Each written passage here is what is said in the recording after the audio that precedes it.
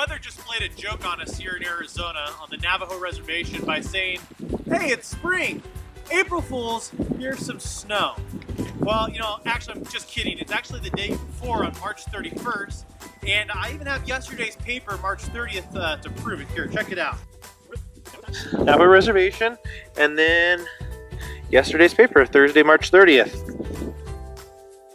You guys are probably seeing this April Fools maybe sometime afterwards. But we're 11 days into spring and flowers have already started blooming all around us. So a good question is, what is spring and when does it actually start?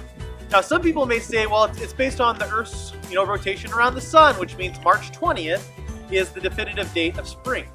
Other people are more lax and they say, well, spring is really when the flowers start blooming, or it's really when it stops snowing, aka it gets warmer, then it's spring, like the sun is just now poking itself out of the clouds. So what does the dictionary say? Well, it has kind of all those ideas represented in different definitions, but the first definition says it's the season between winter and summer. In the northern hemisphere, that means from the vernal equinox to the summer solstice, according to a very legitimate source, dictionary.com. AKA, basically, spring is March 20th to June 20th. But, some people can change this definition to suit their needs. To them, spring may not start until the diviner says, well, I feel like it's time to do some spring cleaning, which for me wouldn't really be until the following winter when I'm stuck inside. So definitions are important if you kind of want to have an agreed upon understanding of something. So what is spring?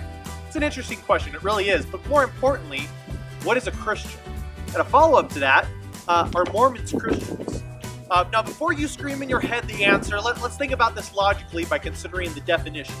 Like the word spring. There are plenty of variants, but the top definition for a Christian person is a person who believes in Jesus Christ, adherent of Christianity. The problem here is not the definition itself, but how you interpret it. Who is Jesus Christ? If you think that Mormons and Christians believe in the same Jesus, then you might actually be surprised by the truth. Leaders on both sides, both religions, have clarified in modern times that they actually believe in two different Jesuses, and these character Jesuses are not the same. Check out these quotes and do a little bit more research if you don't believe me. So if Mormons are Christian, then that means the definition can mean anyone who believes in a character named Jesus, even if he wasn't the true historical Jesus of Nazareth, who claimed to be a god before his birth.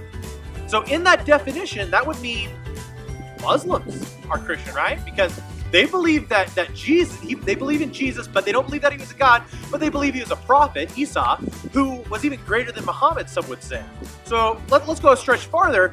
Even hardcore fans of the hit show The Walking Dead could be Christian. Why? Well, they have a character on the show named Jesus. And this character, Jesus, he saves people from living a dead life. He invites people to follow him, and he even has long hair and a beard because Jesus had to have looked like that. More on that later. So are Muslims and hardcore The Walking Dead fans inherently Christian? No, because that's not logical. I think a lot of us can see that.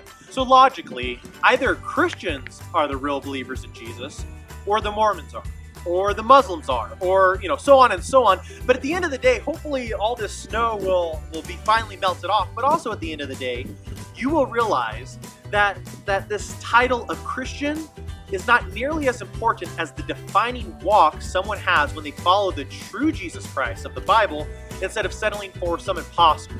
Either way, the thing that you need to learn from this video is that don't pretend to be something that you're not. Mormons don't call yourself Christians so that you can trick real Christians into lowering their defenses, and while at the same time normalizing your false beliefs about a Jesus who he wasn't always God and whose sacrifice doesn't completely forgive us of our sins. And also for you churchgoers, don't call yourself Christian if you have no intention of actually following Jesus. And unlike this spring weather, that's no joke.